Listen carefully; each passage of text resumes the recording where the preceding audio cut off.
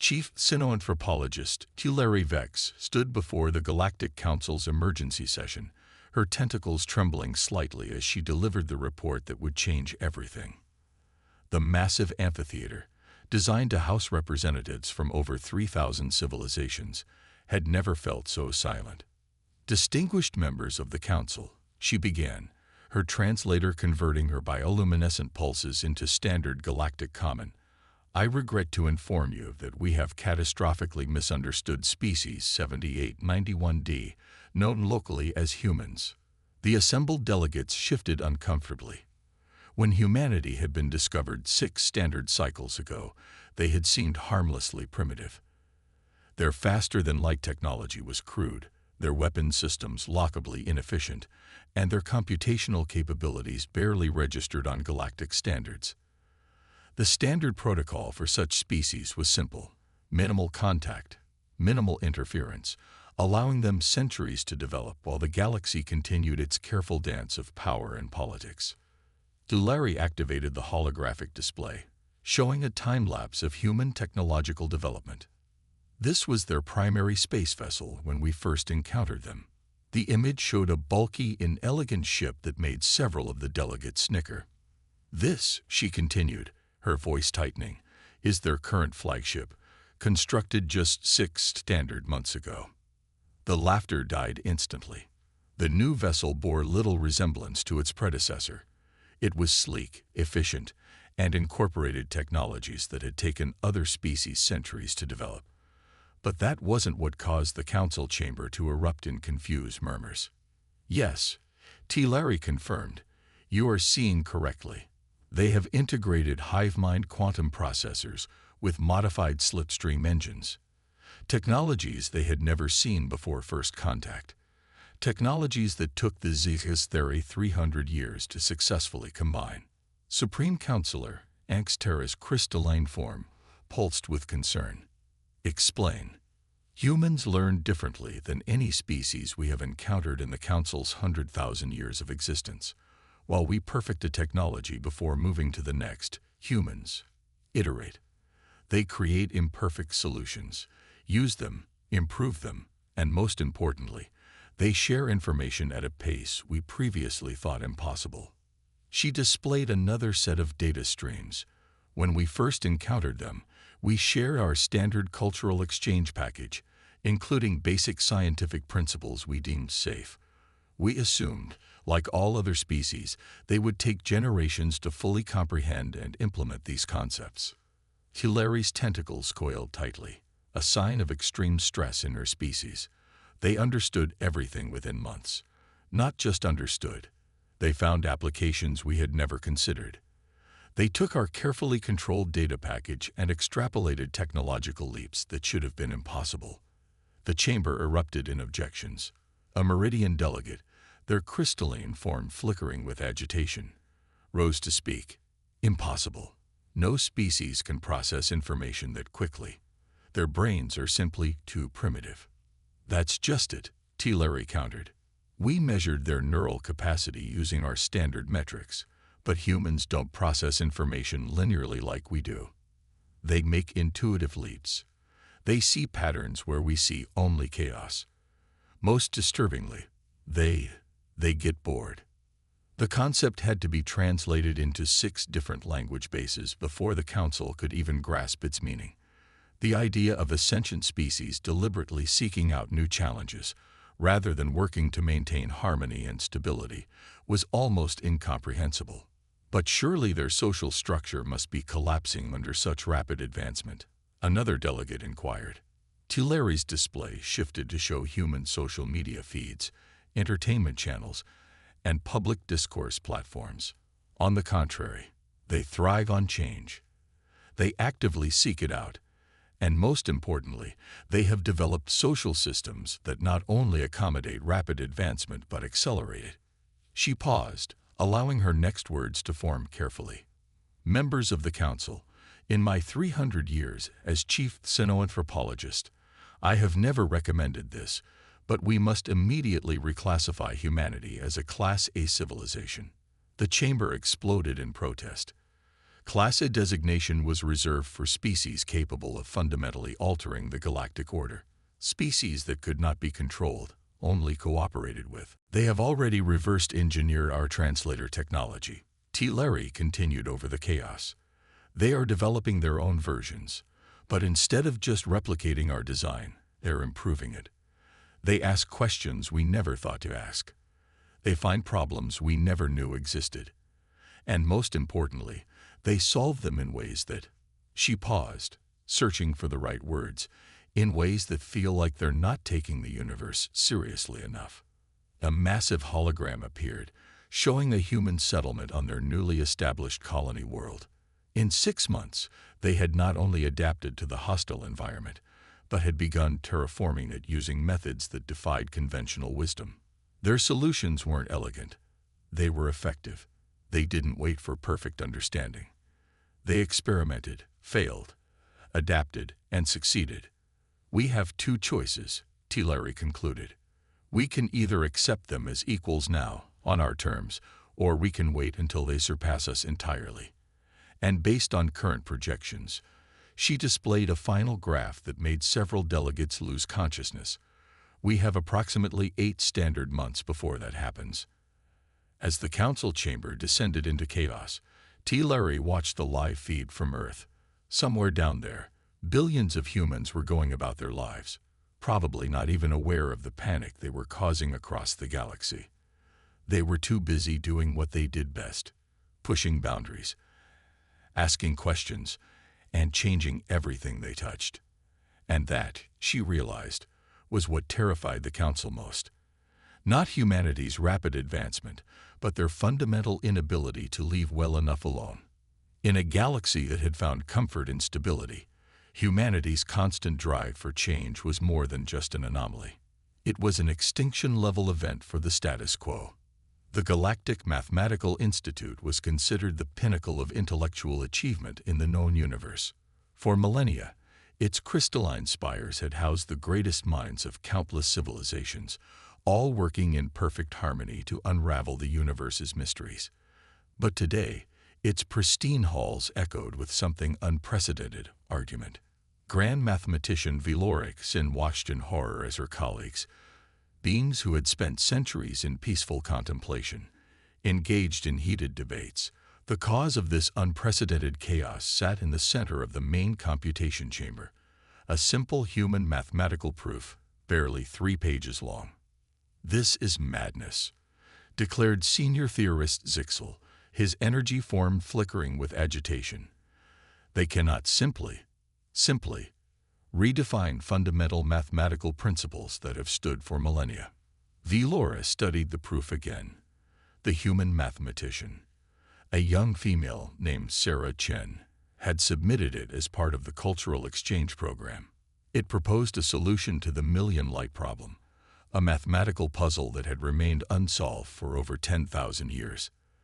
The solution was elegant, beautiful, and completely impossible by all known standards of mathematical thinking. "But it works," Velora stated quietly, causing the chamber to fall silent. "We've verified it through every known method. The proof is sound." Sound. Zixel's form pulsed with incredulity. "It relies on mathematical intuition. It makes leaps that have no basis in established theory. It uses visual reasoning in a field that demands pure logical progression."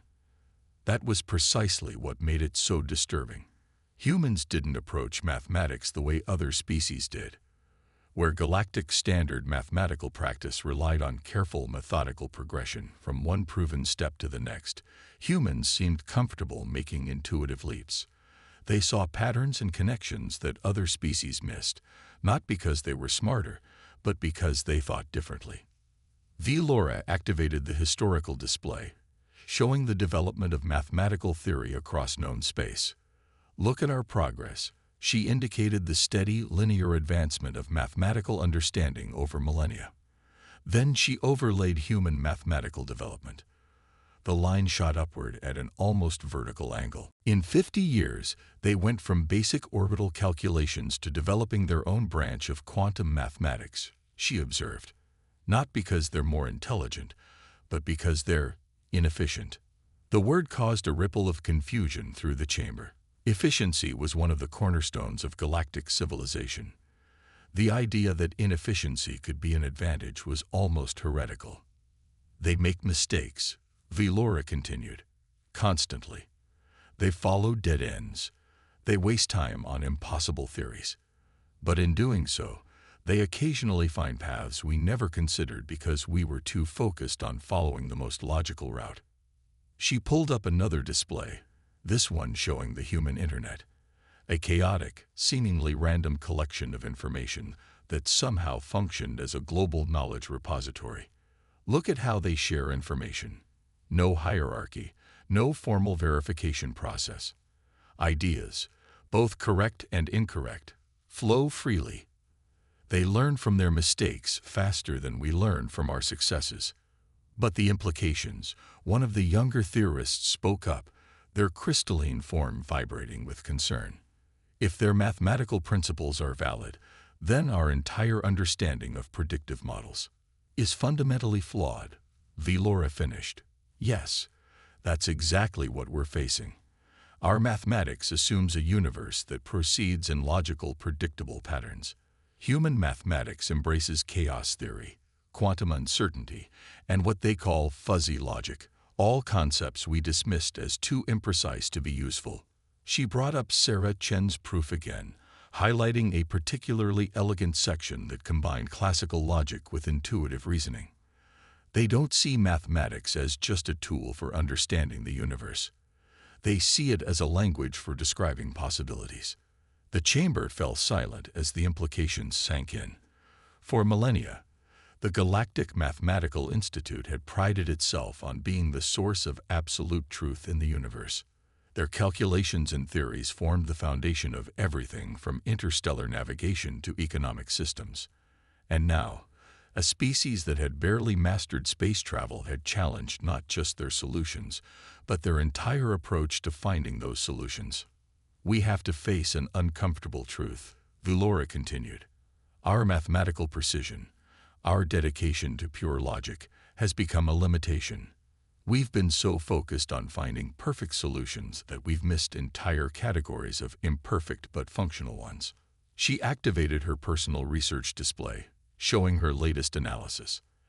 I've been studying human mathematical development, and I've noticed something disturbing. They're not just solving problems differently, they're asking different questions entirely. Questions we never thought to ask because our mathematical framework didn't allow for them. What kind of questions? Sixel demanded, his energy form still flickering with agitation. Questions like, what if the universe isn't logical? They've developed entire branches of mathematics dedicated to describing and working with chaos. They have mathematical models for uncertainty itself, and perhaps most disturbingly, they seem to enjoy the inconsistencies they find. The display shifted to show human entertainment media, specifically science fiction stories. Look at this. They imagine impossible things, then try to develop mathematical frameworks to make them possible. They treat our most sacred principles as guidelines rather than laws. A young theorist raised their crystalline appendage. But that's not how mathematics works. There are fundamental truths that cannot be questioned. Velora's expression softened. That's what we thought. But humans have shown us that even our most basic assumptions might be more flexible than we imagined. They've developed mathematical systems that can handle paradoxes, systems where two contradicting things can both be true. She paused, allowing her next words to form carefully. I believe we have a choice to make. We can either reject their mathematics as heretical and maintain our current understanding of the universe, or we can admit that perhaps our perfect, logical system isn't as complete as we thought. The chamber erupted in discussion again, but this time the tone was different. There was fear, yes, but also something else. Curiosity. For the first time in centuries, the greatest mathematical minds in the galaxy were considering the possibility that there might be more to learn. Velora looked again at Sarah Chen's proof, marveling at its elegant combination of logic and intuition. The humans had shown them something profound. that sometimes the shortest path between 2 points isn't a straight line, and that the most perfect solution isn't always the best one. The mathematics of fear, she realized, wasn't about the fear of human mathematical prowess. It was about the fear of admitting that everything they thought they knew might be just one way of looking at a much larger, much more interesting universe. Admiral Helena Chen stared at the tactical display aboard the ESS Prometheus, watching as thousands of red dots representing the Skorax battle fleet moved in their perfectly calculated formations. The Skorax, a species of silicon-based beings renowned for their computational warfare capabilities, had spent centuries perfecting their military algorithms. Each ship moved with mathematical precision, every formation optimized through millions of simulations. By all conventional military wisdom, humanity's first interstellar war was about to end in catastrophic defeat. Status of the civilian evacuation? Helena asked, her voice steady despite the weight of 40 million lives hanging on her decisions. Epsilon Colony is only at 60% evacuated. Admiral, her XO reported. We need at least 3 more hours. They had maybe 20 minutes before the Skorax fleet came into firing range. The enemy's quantum-linked targeting systems were infamous for their accuracy. No ship had ever survived a direct engagement with a Skorax battle group. Their tactics were perfect, their execution flawless. But Helena had noticed something during the last 3 engagements, something that shouldn't exist in a perfect system. Display all Skorax fleet movements from the last 6 battles, she ordered. Overlay them. The holographic display filled with layers of tactical data, showing hundreds of thousands of ship movements. To most observers, it would look like chaos. But Helena had spent her childhood studying ant colonies, watching how seemingly random movements created complex patterns. She'd learned that sometimes you had to step back to see the whole picture. There, she pointed to a subtle recurring pattern in the enemy formations. They're not actually adapting their strategies. They're cycling through pre-computed battle plans. Her tactical officer, a young lieutenant named James Martinez, leaned forward, but their movements are different every time. The specific coordinates are different, yes, but the relative positions. Helena manipulated the display, normalizing all the battle data to a standard reference frame. Suddenly, clear patterns emerge. They're like chess openings, perfectly calculated, but ultimately finite. A slow smile spread across Martinez's face as he recognized what she was seeing. They're not actually thinking in real time. They're executing pre-calculated optimal solutions. Exactly. Perfect, unbeatable solutions for the scenarios they've simulated. Helena's fingers flew across the tactical console. But what happens when you show a chess computer a position that's never existed in any recorded game? The bridge crew watched as she highlighted subtle vulnerabilities in the Skorax formations, weaknesses that only became apparent when you looked at their strategy as a pattern rather than a series of individual movements. How many mining drones do we have? She asked suddenly.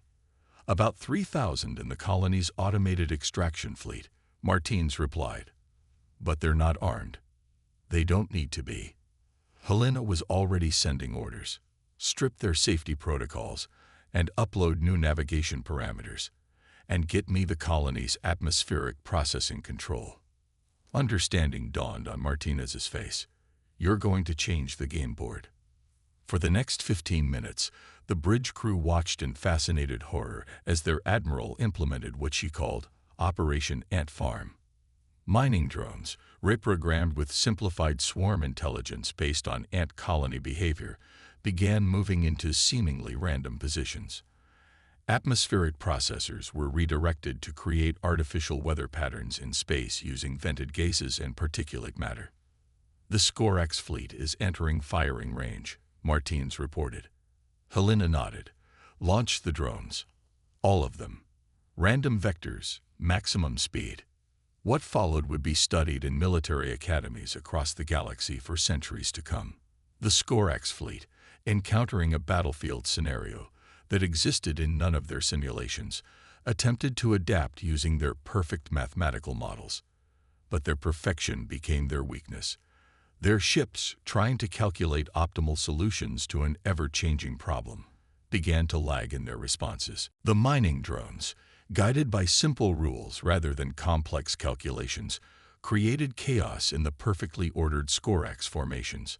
Artificial atmospheric currents carried clouds of metallic dust through their firing lines, playing havoc with their quantum-linked targeting. Ships that had never needed to calculate individual firing solutions suddenly found themselves unable to engage. "They're splitting their fleet," Martinez reported with awe. "Their formation is breaking down." Helena watched as the mighty Skorax battle fleet, faced with a scenario that defied their perfect calculations, began to fall into disarray. Ships collided as their navigation systems encountered conflicting optimal solutions. Targeting computers, unable to establish quantum links through the artificial atmospheric disturbance, defaulted to less accurate conventional targeting. "Launch our fighters," Helena ordered. "All squadrons. Tell them to ignore traditional engagement protocols. I want pure chaos out there." Human fighters, piloted by beings whose brains were uniquely adapted to finding patterns in chaos, tore through the disorganized Skorax fleet. Where the enemy's computers tried to calculate perfect solutions, human pilots relied on instinct and experience, adapting moment by moment to the changing battlefield. 3 hours later, Helena stood before her tactical display again, watching as the last civilian ships safely cleared the colony. The Skorax fleet had retreated, leaving behind hundreds of disabled ships and shattered formations. "You knew they wouldn't be able to adapt," Martinez said quietly. "Because their perfect system couldn't handle imperfect solutions." Helena nodded. "The most advanced AI in the galaxy, and we beat it with the same principles that guide ant colonies. Sometimes the simplest patterns are the hardest to predict." As she prepared her report for Fleet Command, Helena reflected on the irony. The Skorax had spent centuries perfecting their military algorithms, creating unbeatable strategies for every possible scenario. But they had never considered that their pursuit of perfection would become their greatest weakness. In their drive to create perfect solutions, they had forgotten one of the fundamental principles of evolution. It's not the strongest or the smartest that survive, but those most adaptable to change. And humanity, with its messy, inefficient, pattern-seeking minds, had turned chaos itself into a weapon. The galaxy would never be the same. Dr. Maya Patel stood before the ancient artifact known as the Eternal Gate, a structure that had baffled the galaxy's greatest minds for over 50,000 years. The massive ring of unknown material, spanning 3 kilometers in diameter, floated serenely in space, its surface etched with mathematical equations so complex they had driven several alien mathematicians to madness. "You're seriously letting the human examine the gate?" The archival minister of the collective, a being of pure energy contained within a crystalline matrix, pulsed with skepticism. "They've barely mastered quantum mechanics." Maya ignored the comment, too absorbed in the holographic representations of the gate's equations floating before her. For millennia, the galaxy's most advanced civilizations had tried to unlock its secrets. The prevailing theory was that it was some kind of transportation device, built by a long-vanished civilization known only as the predecessors. "These aren't just equations," she muttered, more to herself than to the assembled group of alien scientists. "They're more like sheet music." Music. The word had to be translated into several different formats before the assembled beings could grasp the concept. What does organized sound have to do with advanced physics? Maya pulled up an old Earth music sheet on her holographic display. "Look at this. Music is mathematics, but it's mathematics that creates patterns we can feel. It's not just about the individual notes. It's about how they flow together." She began manipulating the gate's equations, rearranging them, not according to standard mathematical principles, but according to musical theory. The predecessors weren't just writing equations. They were composing something. The alien scientists watched in confusion as Maya pulled up more Earth references, musical scores, wave pattern analyses, even dance choreography. Human beings have been studying patterns of movement and vibration since before we had written language. We didn't develop mathematics to understand the universe. We developed it to understand rhythm. Her fingers flew across the holographic interface, rearranging the gate's equations into something that looked more like a symphony score than a scientific formula. The predecessors didn't build a gate. They built an instrument. An instrument. The archival minister's form flickered with confusion. To play what? The universe itself. Maya's eyes were shining now. Look at these patterns. They're not describing spatial coordinates or quantum states. They're describing resonance patterns. The gate isn't supposed to bend space. It's supposed to make it sing. She pulled up data from Earth's own scientific history. In the 20th century, we had scientists who theorized that the universe was made up of tiny strings, vibrating at different frequencies. We called it string theory. Most species dismissed it as too abstract, too divorced from practical application. But what if the predecessors found a way to play those strings? The assembled scientists watched in growing amazement as Maya began inputting commands into the gate's control systems, not trying to solve its equations, but trying to harmonize with them. The massive structure began to hum, frequencies shifting through spectrums both audible and invisible. The mathematics was perfect, Maya explained as she worked. But that was the problem. Everyone tried to solve it like a pure math problem. But music isn't about perfection. It's about resonance, harmony, flow. One of the younger alien scientists, a multi-dimensional being whose form constantly shifted between states, moved closer. But how can you be sure? The calculations required to prove this theory would take centuries. Maya smiled. We don't need to prove it. We just need to feel it. Humans have been creating art, music, and dance for longer than we've had science. We understand patterns in our bones. The gate's humming grew louder, its surface beginning to shimmer with patterns of light that moved like waves on water. Maya's fingers danced across the controls, not calculating, but conducting. The predecessors weren't trying to leave us a technology, she said softly. They were trying to teach us how to hear the music of the universe. Every species that found the gate tried to solve it. But maybe we weren't supposed to solve it. Maybe we were supposed to play it. Suddenly, the gate's surface erupted in a display of light and energy that defied description.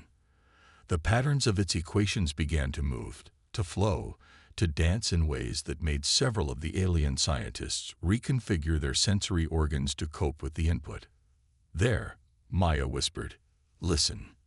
And for the first time in 50,000 years, the eternal gate began to sing. It was a song of frequencies that transcended normal space-time, a harmony of quantum strings that made the very fabric of reality resonate in sympathy. The archival minister's crystalline form vibrated in response. It's beautiful, but what does it do? Do? Maya laughed.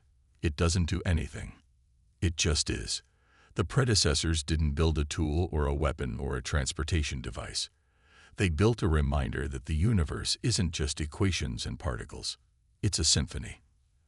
As the gate's song echoed through space, Maya realized that humanity had done more than solve an ancient mystery. They had reminded the galaxy of something it had forgotten in its pursuit of perfect knowledge. That sometimes understanding comes not from analysis, but from appreciation. The impossible solution hadn't been impossible at all. It had just been waiting for someone who could hear the music hidden in the mathematics. And somewhere, in dimensions beyond normal space-time, the predecessor's symphony played on, a testament to the power of seeing patterns not just with the mind, but with the heart. The grand archives of the Galactic Council stretched across an entire artificial moon, its quantum crystal matrices holding the accumulated knowledge of over 10,000 species.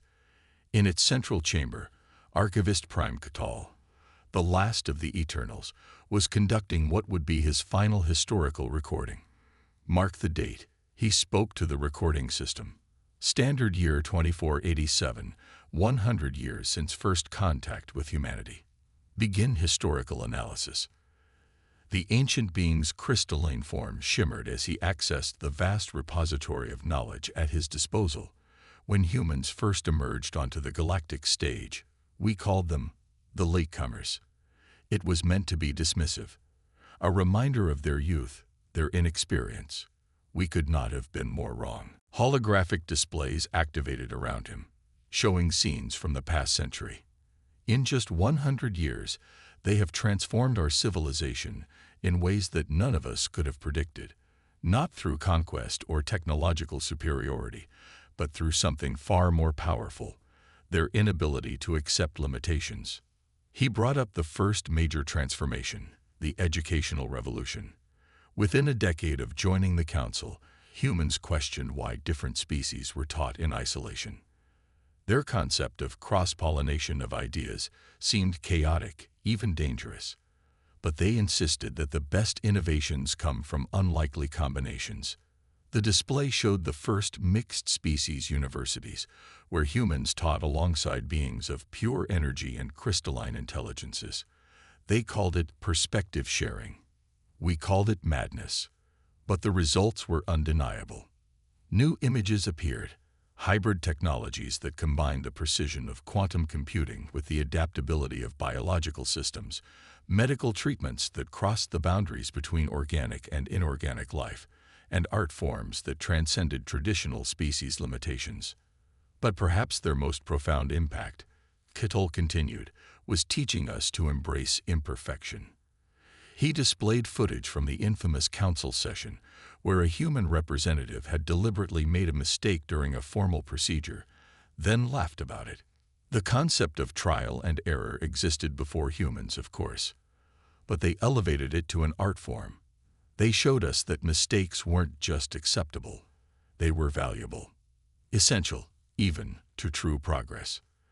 The archives showed the transformation of galactic society over the century. Traditional hierarchies began to blur. Species that had remained isolated for millennia began to interact, to experiment, to play with ideas in ways that would have been unthinkable before. They called it thinking outside the box. Kittel noted, the human phrase still awkward in translation. We had to explain that for us. There was no box. Our thinking was unlimited by such constraints. And they laughed. Actually laughed. And said that thinking there are no constraints is the biggest constraint of all. He brought up data from the newest generation of galactic citizens. Species that had remained unchanged for millions of years were suddenly producing individuals who questioned, who challenged, who imagined different possibilities. The humans infected us with their chaos, he said, his tone carrying not criticism but wonder. Their art, their music, their stories. They spread through our civilization like a virus of imagination. Species that communicated only in mathematical formulae began to write poetry. Beings of pure energy started creating sculptures. And everywhere, the rigid boundaries between disciplines began to blur. New images appeared. The first trans-species musical composition, performed by beings who experienced sound through entirely different sensory systems. The first galactic sports league, where different species had to invent entirely new ways to compete fairly. The first multi-species colony, where beings with completely different environmental needs found ways to live together. But their greatest gift, Kittel continued, was teaching us to look forward instead of back. For millions of years, our civilization prided itself on its stability, its unchanging nature. Humans showed us that stability without growth is just stagnation. He activated the final display, showing the current state of galactic civilization. The neat, ordered categories of species and cultures had given way to a vibrant, chaotic tapestry of interconnected communities. Innovation rates had increased by orders of magnitude. New forms of art, science, and philosophy emerged daily. We feared they would destroy our civilization, Kittel concluded. Instead, they revitalized it. They showed us that civilization isn't about preserving what is, but imagining what could be. He paused, his crystalline form pulsing with emotion. This will be my final recording. After 50,000 years as Archivist Prime, I am stepping down. My successor will be a hybrid consciousness, part crystalline, part organic, part quantum AI. A century ago, such a thing would have been unthinkable. Now, it feels inevitable. The latecomers taught us that being last to arrive at the galactic community wasn't a disadvantage. It was an opportunity. They came with fresh eyes, unburdened by millions of years of that's how it's always been done. They reminded us that the universe is not a puzzle to be solved, but a mystery to be explored. Kittl's form began to fade, his energy dispersing as he prepared to join the universal consciousness. And perhaps that is humanity's true legacy. Not the technologies they helped us develop, or the barriers they helped us break, but the simple, profound truth they brought with them, that the greatest discoveries don't come from knowing all the answers, but from being willing to ask new questions. As his consciousness merged with the universal field, Kittle shared one final observation. They called themselves human. We called them latecomers. But history will remember them by another name, the Awakeners. For they did not just join our civilization, they woke it from a slumber we never knew we were in. The recording ended, but the story it told would echo through the cosmos for millennia to come. Humanity's legacy wasn't in the changes they brought, but in teaching the galaxy how to change itself. They showed that true wisdom lies not in the answers we find, but in the questions we dare to ask. And somewhere on Earth, a child looked up at the stars and asked, why? Continuing the endless cycle of curiosity that had transformed a galaxy.